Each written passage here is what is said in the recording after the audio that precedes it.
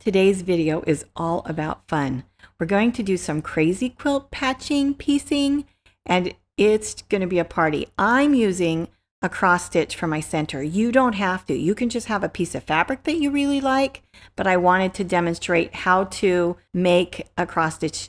We're going to get my sweet bin and go for some scraps. So I'm just going through my sweet bin, which to me means kind of a muted grade color. I used to call them dead pastels, but everybody yelled at me and said that was rude. So I try not to call them dead pastels anymore. Now I just call them sweet. And then I tell you what I don't call them, so it probably doesn't count. Anyway, so I'm choosing and matching colors. They're not matchy-matchy, but if they feel like they go with the hair or the purple. So you do want to focus fabric if you don't choose to use a picture. You can use a picture that's on fabric, or you can use a focus fabric that you just like the colors in. And then you choose colors to go with them. So if you wanted to have yours be green and then choose a bunch of different greens, or maybe some aquas and blues or purples or whatever, I'm making a baby quilt, so I'm choosing from my sweet box. And you can see that I'm getting lots of options. I may not use them all, but I want to have them available to use. I plan to do a couple borders. So this is me and my stash getting things that will go with this darling little baby girl's outfit. So dead purples, sweet purples. I'm choosing them from my stash. And here they are. They look so beautiful that I can take them now to work with the scraps. So yardage and scraps, these are all the fabrics I'm going to use getting started. I do know even right now that I'm going to want a solid border to go around the medallion square, but we'll worry about that later. Here, I thought I'd start with the brightest of the fabrics and see if they feel good. I'm iffy about how bright, because they're the only brights, but sometimes when you have a little more bright fabric, it makes your whole piece pop. And I'm cutting weird angles. I don't want them to be matchy-matchy. I want them to be odd and off. If you get a cross stitch that's been in a hoop or that's a circle, you can do these angles and it will work. Even though this was a perfect square, I wanted to show you how to do a circular one with it because it works out so wonderfully. So you can see I'm just doing odd angles and I'm thinking, okay, where do I want them to come out? Yeah, I want it to kind of feel balanced, and my brain just said, go there. And see how I'm just cutting a little off at a time? You don't have to do giant hacks. You can just kind of feel your way. The angles don't have to match anything or be anywhere. I'm making sure I'm at least ½ an inch from the cross stitch at all times. So you can see me looking and making sure. And I've decided to take this bright color and put it in 3 places, little tiny pieces, just for a punch of color, because I think it'll look good if I use it close to the center. So here they are, 3 pieces. I'm just sewing them on. I do a little bit more than ¼ inch just because it's Aida cloth.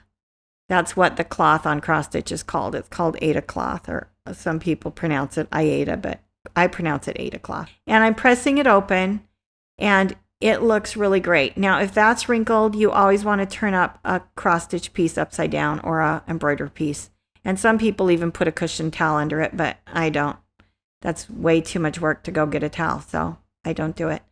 All right, so I'm just squaring it up so I have fresh angles to sew the next pieces. There's no exactness to it, you can see. So I'm trying this one. I decide it's too much. And so I'm going to do a piece of green. And I'll often fold it down and look at it with the picture to see if it feels like what I want. And it does. And I just sewed it on the edge because I don't really know how big I want it until right now. And see, you can see me deciding, okay, I'll trim it here. I'll trim it across there. I like angles. I like triangles. I don't really worry about it. You can always trim more off later. So it's better to have too much than not enough. I take this scrappy piece and I'm looking at, okay, I don't want a whole side piece. I want an angle. So I'm going to cut that, and then I'm going to find another piece, and I'm just going to start building a side without sewing it to the main beginning piece. And you can't do it wrong, because if it turns out different than you think it's going to turn out, you just trim it and go from there. This is one of those things that I know is out of a lot of your comfort zones. And if you've never done something like this, try it. Like, just be brave and get out some scraps and start playing and see how I'm just looking and going, oh, I think I'll just make a weird angle with this one and see what happens. So I cut it right there and I set that to the side and I sew that on there. And seriously, sometimes when I do this, it comes out exactly like I thought. And sometimes I'm like, oh, that's a different angle than I meant to do. Oh, well. And you trim it and you cut it and you start. So see how fun this is getting? I'm making a piece big enough that I'll be able to sew it all along that side. And I'm just building it with different colors of scraps. And this is my method for making crazy patch, which this is like a crazy quilt with odd angles and fun surprises. And all these pieces, I just let them be a mess all around me. It's part of the creative process. One of the things you can do is what I'm about to do. I'm going to turn this to zigzag. And then I'm going to zigzag. And that way, when this quilt is washed, because it's going to be a baby quilt in use, when it's washed, you will never have to worry about the Aida cloth coming undone, although I think you wouldn't have to worry anyway. But for those of you who like to be extra sure, you can secure it. And see how when I press it open, you can barely see that little pink triangle, but it's happy and enough, and it's ready to go. So now I have to decide on angles. I trim all that off and have a new angle. Notice that I'm using a piece of that yardage. I sew it right onto the yardage, mostly because I never create scraps on purpose. I create so many scraps without it being on purpose that I want to keep as much yardage as possible. So I'm going to just cut off what I think I need and leave the rest. And then when I use this fabric, I'll be able to have it as part of the yardage. That is why you see me sewing big pieces on big pieces. I try to keep my fabric as big as it is. I keep trying to use this brighter pink, and right here I decide it's just too bright. I can have the 3 little pieces that weren't quite as bright as that one, so I put them to the side. And I decide I want to add a little touch of blue. There's a little filling of blue in the kitty, and I just feel like it needs the variety of the pop. Now, some of you are thinking, yes, but I don't know what to do next, and how do you make the colors balanced, and what do you do? And so here is my answer. You're watching me add blue. As I add blue, I know that I want to have at least 3 pieces somewhere in this center piece because that will balance it. And I want them to kind of be away from each other. It's like arranging flowers when you play with fabric like this. You need balance. And there's all kinds of art rules, like doing it in odds or threes, but sometimes you do it not in threes. There's a little tiny piece of blue in one corner. I've put that blue there, and I add 2 more blues, which actually makes 4. But because one of the pieces is so tiny, I think it doesn't read as a whole piece. It just feels like a color in it. You just have to practice. And I know that some of you will just be out of your comfort zone and decide it's not worth practicing, but it is. It's worth practicing. You can watch, and I'm putting different greens that are kind of the same tone across from each other using different fabrics. As you watch me looking at the colors, I'm thinking, okay, here's green, here's this sweet lighter color. Let's put one across from it. And I'm trying to create balance. And if I fail, oh well, it's just pieces of fabric. I will have learned. So if you want to be good at color, and if you want to be good at balance, the only way to get good at it is to let yourself try. And if you think you failed, then try to figure out why you think what you did didn't work. And then you'll know for next time. You can only teach your brain how to do this if you'll decide to trust it, because our brains have this natural art balance in them, and we can get good at this if we will trust that we can get good at this. So if you have any desire to play with fabric this way, then just do it and see what happens. It is a great act of fun.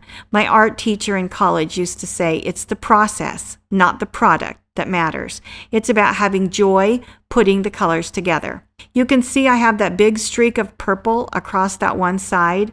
Watch how that works out, because I'm still busy sewing angles. I've put the ruler underneath because I'm going to measure this center to 20.5 inches. So I have my 20.5 inch ruler there that I am measuring it with. So it's big enough now that I'm sizing it. I'm adding fabric on purpose to size it up so that I can trim it with my 20.5-inch ruler. And as I size it up, I'm being very careful as I addition color. I don't want green to touch green, but I want it to balance. I want purple on all the sides, and I want different purples. You can see I just added that other shade of lavender purple. And once you sew it on, you don't keep it all. I'm sure you're watching as I trim at a different angle and cutting part of it off. And that is the fun of doing this. Even though you watch me sewing it on big pieces, because I don't want to cut fabric up, you have to be willing to, quote unquote, waste some fabric. And for me, none of it is ever a waste because I keep smaller pieces to make crumb blocks. So whatever, give it to somebody if you don't want to make crumb blocks, but play with your fabric and be willing to cut it up and have fun, because this is a joyful way to work with fabric. And I know for some of you who are really meticulous and think you need to have a pattern, this is hard to imagine just randomly sewing scraps like this. But if you've never tried it, I challenge you to try it. That one piece that I'm trimming right now to make the corner piece, even as I'm trimming it, I'm thinking, this feels like too much fabric. It's not balanced. So I'm going to have to cut that down. So I'm thinking, okay, what angle do I want to cut? And now I have to decide, okay, that looks better. It's balanced now. What color do I want to put in just that corner? Do I want pink? No. Blue. Yeah, that's it. I need some blue. I know I want to add more blue, and it's the perfect spot. And really, truly, I don't know it's the perfect spot when I choose it. I know it feels good. If your brain thinks, ooh, I don't like this, then stop yourself and don't do it. If your brain's telling you, yeah, try that, then have a little trust and go for it. Right now, I'm deciding, okay, this needs 2 colors. And see how that looked like such a big splash of purple for a while? It's going to be perfect because we keep cutting it down. So I'm adding this corner piece, sewing it, and then I'm just going to trim it and add that other piece I auditioned. And I'm choosing weird angles. I don't want anything straight. This is crazy quilting. I want it to look like it's random and at fun angles. And those angles being so diverse and so different and going every which way is part of what makes this process really fun, and then really fun to look at for other people who see it. It just creates balance. So you can see the colors I've used, generally speaking, are kind of a cream, some pink, blue, very little blue, green, and lavender purple. It's so close to being done. I could really trim it, but I don't want to. I want to think about it and look at it. And what I'm deciding is I need another piece of blue. The 2 big pieces don't feel balanced with that little piece. They need a bigger piece to balance. And all the other colors feel balanced to me, but it needs blue. So I'm going to add blue to that bottom corner. It's the perfect place for it. Then I'll go look again, and if it feels balanced to me, then I will trim it. And this ruler is such a great ruler. It's 20.5 inches square, and I use it all the time. Right now, what I'm going to do is look at the writing and line the writing up, because that will make it look square. So the writing is straight across, and I cut and I square it. Like every quilt, every step of the way, it just gets better and better. Look how beautiful. So I add 3 borders and quilt it, and here it is quilted. Yay, magic of YouTube. When you quilt on cross stitch, the key is to use thin thread and then to apply textures. Everywhere you don't quilt, it kind of puffs out and makes great texture. So you give the hair texture, the dress texture, the cheeks texture.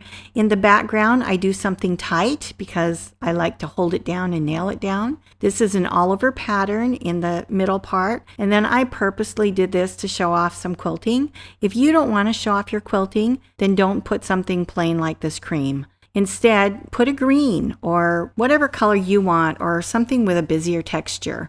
If I had done that, I would have just done all over quilting for all the rest of it except on the Aida cloth. It is really fun to do crazy patch quilting. This is modern day crazy quilting. In the olden days, if you didn't have an embellishment, it wasn't really crazy quilting. But this day and age, this is definitely crazy quilting.